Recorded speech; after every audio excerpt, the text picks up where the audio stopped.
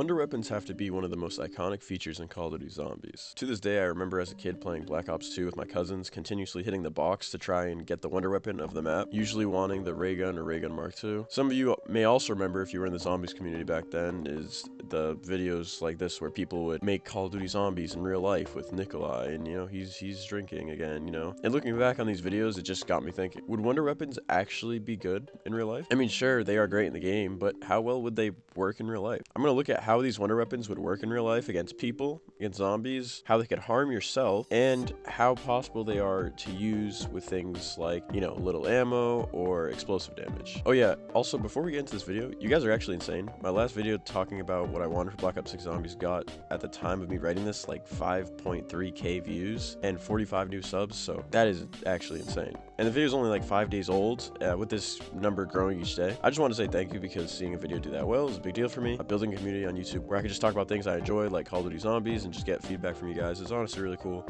And I love hearing what your opinions are on things I talk about. I really enjoy hearing other people's opinions on things, and the idea of having any type of community, big or small, where we could just all have a good time together, something I've always wanted. But yeah, thank you all for showing support, and let me not take up any more of your time, and let's talk about real life wonder weapons. So first off, let me explain how I'm going to rank these wonder weapons. I'm going to be putting all the wonder weapons from World at War to Black Ops 4 in a few different categories, and then I will explain why each one is there. Those categories are wonder weapons capable of war crimes / crimes against humanity, weapons that will get you killed or are just horrible to use, decent weapons, great weapons, get you out of danger weapons, and the top 3 weapons. And let's start with the most interesting of the categories.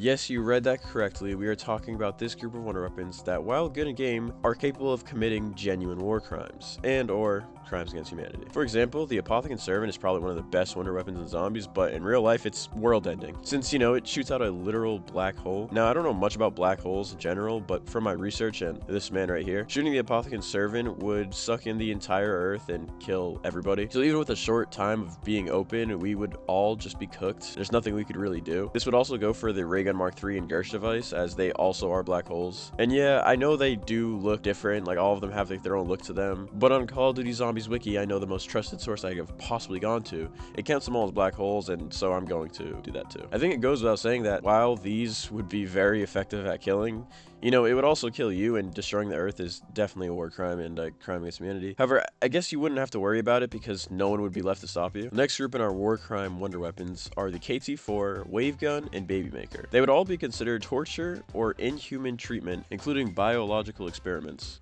The KT-4 shoots a green liquid that can cause spore bags to grow on the victim that will eventually cause them to explode. Something I also wanted to bring up about Zetsubo in general that I don't think enough people know about is that it is actually based off of a real location in World War I and II. Starting in the 1930s, Japan had just started attacks on the mainland of China, and Imperial Japan at the time had a culture of being superior against everyone else that wasn't part of Imperial Japan, and they saw everybody else as less than human. This, combined with the fact that the government wanted to start testing with biological warfare, they kind of used both of these things together and would take Chinese civilians and bring them to a facility called Unit 731. Unit 731 was a horrible place where prisoners would be experimented on to see the limits of the human body, which involved things like draining people's blood, starving them, and infecting them with things like the bubonic plague. Over time, it got even worse, with prisoners having their organs taken out of them, and surgically they would sew them back up after, just to see how long people could survive without a liver or something like that. I don't want to go into too much detail, as this is just a zombies video,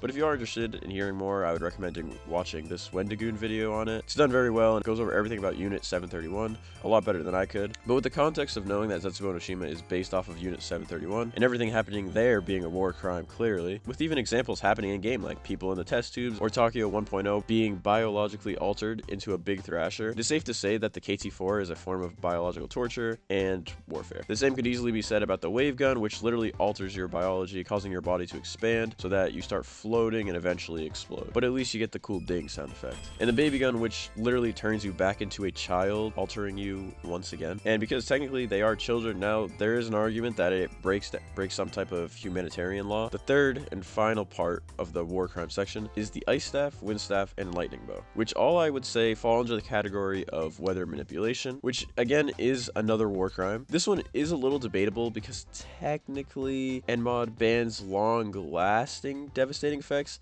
and shooting the staffs or bow would only cause effects for a short amount of time. However, it also says that it could also apply to severe effects of the environment or to people. Imagine the wind staff charge shot that makes literal tornadoes, and sure, they are small, but what if the tornado never goes out and ends up growing instead? Could it easily have long-lasting effects on thousands of people? Ice staff is a little safer, and its charge shot is definitely not as bad. However, it does still create an ice tornado, which in my opinion is weather warfare. It could be up for debate though, if it would turn into a tornado as well, or it would just go out. The lightning bow also, once again, summons a tornado, this time made of lightning. Again, would be the same as the two previously discussed staffs. Another thing to mention, if you believe that these three are not deserving of war crimes, you have to at least take into account that shooting these things anywhere near your feet would kill you immediately, as the charge shot of the staff is not going to pick favorites with the person or zombie you shoot and you. This would make them almost useless unless they were being used from a distance or by using their base shot. And to be fair, things especially like the lightning staff, they do have a lot of range, so it could be useful from far, but I'm putting it under the war crime category just because technically they are.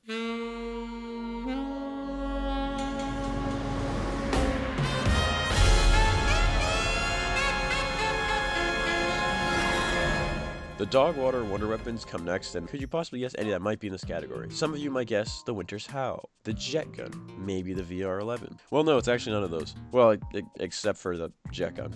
Yeah, this thing just always sucks, and no, that's not a pun. The jet gun is made out of a jet turbine, and so when I looked this up trying to find the closest thing that looks like it, I found this. It's called the Leap-1B, and you know, it's not that heavy, you know, it's only 6,128 pounds. So yeah, no one's picking this thing up, but you know, it doesn't matter because no one wants to pick it up anyways, unless they got to do the Easter egg. But let's just say the jet gun is less heavy, and let's just say it's the weight of an RPG, which is about 20 pounds when loaded, which is still pretty heavy, so regardless, you would be a lot slower, and even if you were able to run without a problem, it'll break after 2 seconds of use, and there is no way in an active war zone I'm running around the battlefield looking for jet engine parts. On the other hand, every other gun in this section is actually only bad because it could get you killed extremely easily. We have the Wonder Off, which, while very good, shooting this near your feet would electrocute you and kill you, instantly making it not worth using unless you are at a decent distance away and are targeting a large group of zombies or people. Both the Acid Gat and Magma Gat would also get you killed really fast, as in game we can walk over the shots and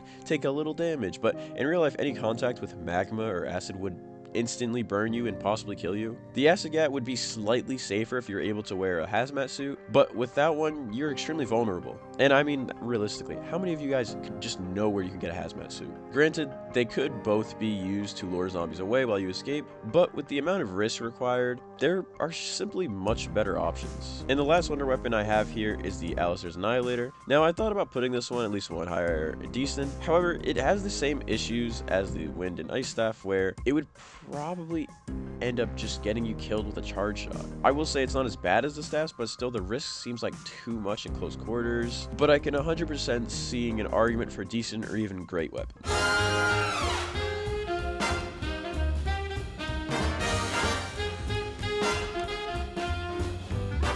Next up, we have the Get You Out of Trouble wonder weapons that will really just help you get out of a situation and could be good or bad when looking just to kill, but if you need some support, these wonder weapons are the go-to one. The Paralyzer is one I struggle a little bit with rating because it is like the jet engine where we have to choose. It's either 6,000 pounds and you can't even lift it, or it's heavy and it'll just slow you down. I went with the heavy but slows you down option just like I did with the jet gun, and yeah, the Paralyzer literally slows down anyone and eventually makes them disappear. Paralyzer might be one of the best you could have in real life because, for one, making everyone and everything slowed down makes you have an extreme advantage over them. Two, you can literally fly or make other people fly to get to places that you normally couldn't reach, or once again, to get away. The only downsides of the Paralyzer that don't make it perfect is the fact that it is pretty heavy and that even though you have infinite ammo, there is still a cooldown. The Wolf Bow would also help you with getting out of situations and is basically a weaker thunder gun. The big downside to the Wolf Bow though is that it doesn't always kill its targets. While in real life it most likely still would be able to just kill,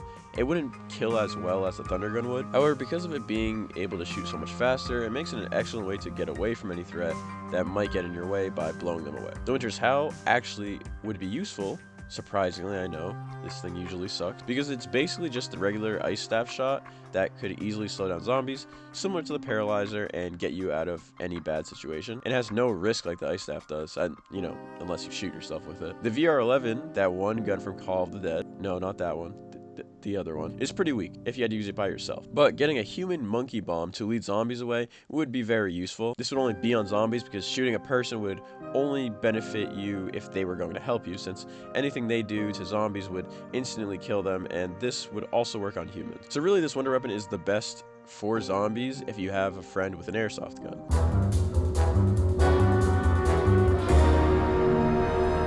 Something I noticed with all the decent wonder weapons is that they are all good, but all have a chance to kill you. It really is up to you if you think the risk is worth it with them, but to me, they all have an equal risk reward. Staying on the topic of Call of the Dead, the Scavenger and Wunderwaffe Sniper would both be great from far range, as they are just snipers that have an area effect that would also kill anyone or anything around it. The Wunderwaffe can also be enhanced by shooting it into the water to kill even more at one time. The only real issue I have with these weapons is because they are made to be used from a distance, they would suck for close quarters because the Scavenger is explosive and probably blow your leg off, and the Wunderwaffe would have the same effect as the regular Waff and just electrocute you, which would probably be the same exact problem the Death of Orion would have, because you'd probably get killed by it, but from a distance could be very good and could help keep large hordes away. The Ray Gun and Wrath of Ancients have the same problem as the Scavenger, where while great at a distance, if fired too close, it will blow your legs off. Now, I know some people might say that the Wrath of Ancients does not give you any explosive damage to yourself, and it's not really an explosive arrow. However, for one, Nikolai says the arrow is explosive multiple times on Ragnarok, and it's based off of the multiplayer Sparrow, so I think it's pretty fair to say it's an explosive bow. Obviously, they would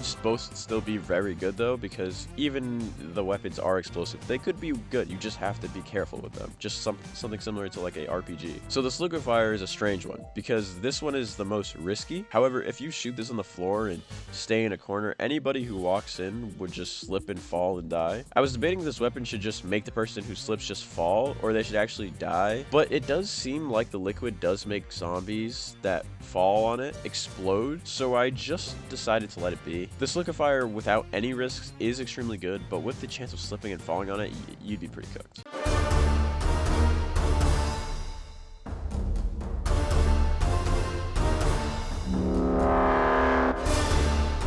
Now, the great wonder weapons, which are extremely different from an average wonder weapon tier list, it has some really interesting picks. First off, we have the Blundergat and Kraken, which are basically just regular shotguns, but hey, shotguns are great weapons. Obviously, the only downside is the short amount of ammo in the clip and the short range, and just how, these two weapons look pretty heavy. I wish I could get an exact weight for them. The closest thing I could get was a blunderbuss. The gun the Blundergat is based on weighs about 10 to 12 pounds, which isn't too heavy, but is definitely more than some other weapons on this list. And I would also assume the Kraken is heavier because it just looks heavier. The Kraken is the better option here though, as it has about 12 rounds in the clip and is extremely powerful compared to the Blundergat, only having 2. Also, it has the elemental variations, which would also be good. You might be surprised after my last ratings that the lightning staff is here. And I know, it would kill you in the same way the Wunderwaffe would, but the lightning staff kills so much more zombies and has way more ammo, has a charge shot, and also has the melee ability, which is very helpful. Fire staff and firebow are both pretty similar and belong here,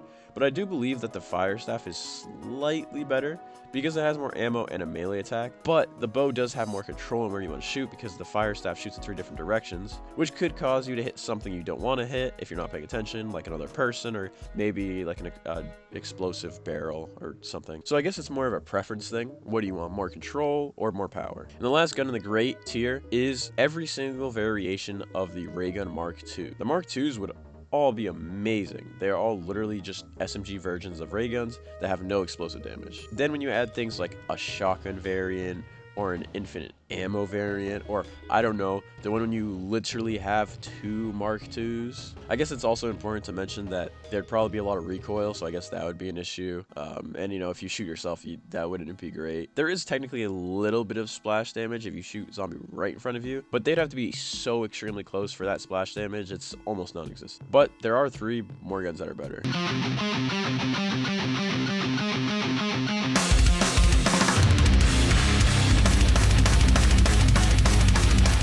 So, for our top 3 best wonder weapons in real life, To start off, we have the Tundra Gun. This gun is literally just a Thunder Gun 2, with the downside of obviously there's being splash damage. I couldn't just not put it here, because even with the chance of splash damage, it wouldn't be that bad, considering the reward that comes with it, and you probably all guessed it. At the number 2 spot, we have the Thunder Gun. Really, the Thunder Gun needs no introduction. Could you imagine just pulling up on somebody and just shooting them with a Thunder Gun and they get launched to Mars? This thing is just extremely powerful, and really the only downside to this gun is just the range and ammo. But if you have a Thunder Gun, nobody's going to try to mess with you, and you won't need that much ammo anyways. For zombies, it would work basically the same, and I could see ammo becoming a problem then, but I'm sure it'll be fine. Really, the Thunder Gun would have got number 1 if it wasn't for one wonder weapon that is severely underrated. The Void Bow is easily the best wonder weapon to take in real life. For one, this thing has insane range. It can literally go across the map in game to kill zombies, and can take out massive amounts of enemies at once. I can see this going wrong if you shoot it and one of the skulls just flies to your mother's house or something, but if you're by yourself, this won't be a problem. Also, some of you might say, why do the skulls not go after you here, like how the charge shots on the staffs and bows do? My reason for that is just because the Void Bow is literally the spirit of some entity that is inside the bow, and when you release him, it seems pretty clear that he isn't going to try and hurt you. Also, the skulls can see you holding the bow and just wouldn't attack. I wouldn't see a reason why they would attack someone who's trying to use them to kill, especially since they like sacrifices. Ammo isn't the greatest, but with the charge shots that are that powerful, I really don't think you would have to even worry about it. The Void Bow just has so much going for it, and honestly, I was surprised it ended up here, but I feel like it makes sense. But what do you guys think? You agree with my picks for realistic wonder weapons, or would you do it differently?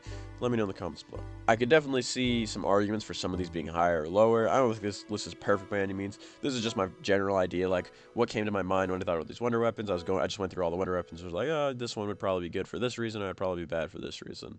Let me use this chance to thank you all once again for the amount of views, likes, and comments on the last video. Definitely meant a lot to me, and if you made it all the way to the end, I'm assuming you enjoy this content, so I'm happy I could make something that you find entertaining. It really does mean a lot, and if you made it to the end of the video, why not subscribe? That'd be pretty cool. Once again, I don't know how to end off this video, so here's my lizard.